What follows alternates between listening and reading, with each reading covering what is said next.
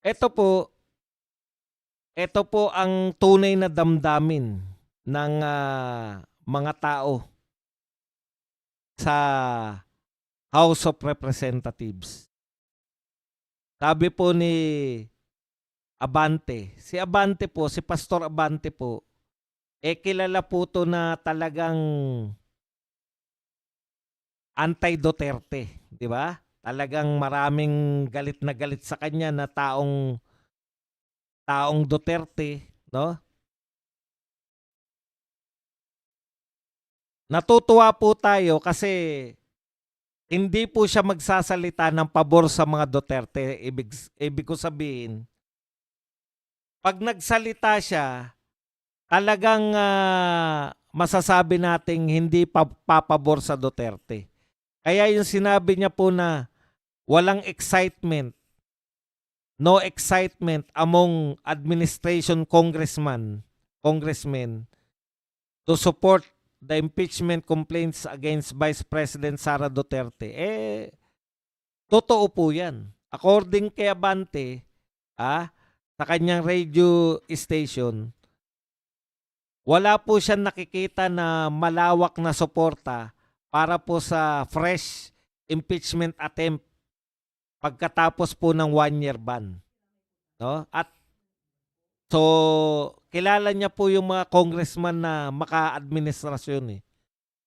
Wala pong suporta tong impeachment na to. Kasi siyempre, imaginein po ninyo, ilang taon na lang po, no? Wala naman sila nakikitang bago. Ang sinasabi nila si Madriaga. Yung testimonya daw po ni Madriaga, yan yung pangunahing lalamanin ng bagong impeachment. Kasi wala na pong silbi yung confidential fund eh.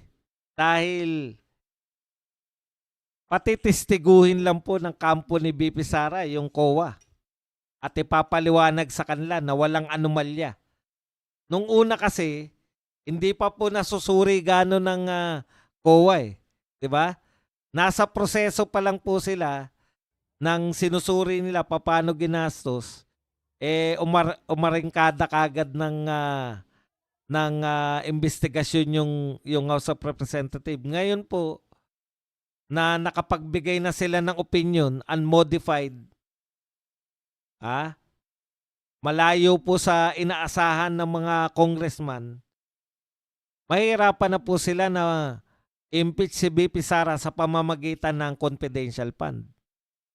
Yung inimbento po nilang Madriaga, mismo si John Vic nagsabi na hindi nakausap ni Madriaga si BP Sara. Iba ang dinalaw ni BP Sara.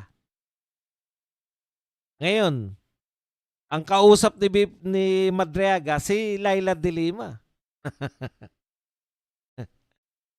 Tapos, yung mga sinumpaang salaysay, saan ka nakakita? Classmate o schoolmate niya daw si BP Sara. High school si BP Sara, nung sinasabi niyang petsa na sila ay magka-classmate o magka-schoolmate sa law school. Ang talino pala ni BP Sara. Pa? Merong kasabihan yung mga abogado, palses 1, palses 2, palses 3. Bingo. Kaya talagang pilit na pilit, no? Pilit na pilit po ito yung pagsasampa. Mukhang hindi po popular. Mukhang kasi po naging problema po yan ng mga congressman nung nakaraan, lalo na po yung mga congressman na nasa Mindanao at Visayas. Hirap po silang paliwanag kung bakit sila pumirma sa impeachment kay BP Sara eh. Ang dami natin nakitang video na nagpapaliwanag sila, no? Bakit sila pumirma kay BP Sara? Pero syempre, pwede rin namang sinasabi lang yan ni Abante na hindi kami excited eh. Di ba? Para parinig. Kung hindi sila excited, paano ba ma-excite yung mga taga-House of Representative? O tandaan po ninyo, pag biglang na-excite yung mga taga-House of Representatives, alam nyo na ang nangyari. So dalawa lang yan eh. Di ba? Ngayon, totoo yun. Naniniwala tayo, hindi sila excited. Pero pwede ba silang maging excited? Depende, alam niyo. Madali lang naman ma-excite yung mga congressman natin eh, di ba? Depende. Kumbaga kay Father Flaby, na-excite siya pag malapit na siya mga muy sunrocks. Ito pong mga congressman natin, na-excite po yan. Ayon nga kay Pulong, yung impeachment naman ay pirmahan lang yan. At bawat pirma may katumbas na pera. Yan, madali lang naman magbago yung mga congressman mula sa hindi sila excited. Pero kung magiging totoo po kayo sa sarili ninyo na hindi talaga ka-excited, talagang sasaludo po kami sa inyo. Kasi hindi po yan yung hangad ng mga tao ngayon. Ang hangad po ng tao, makapagpakulong po kayo ng mga magnanakaw sa flood control project. Sabi nga ni Toby Chanko, napaka-epokrito naman natin na magsusulong tayo ng impeachment kay BP Sara sa maliit na halaga kumpara. What is million compared to trillion? Diba? Trillion ang pinag-uusapang ninakaw eh.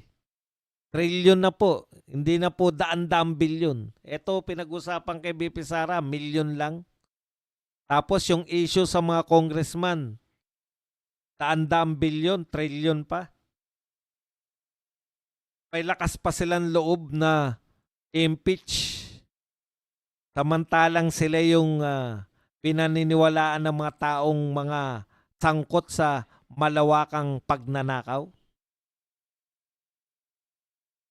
Yan po ang problema ng ano ngayon, yung may trust pa ba ang tao? Tulad po kay sa gobyerno natin na ang baba-baba na po ng trust rating, lalo na po sa mga congressman. Okay mga kapatid, yan lang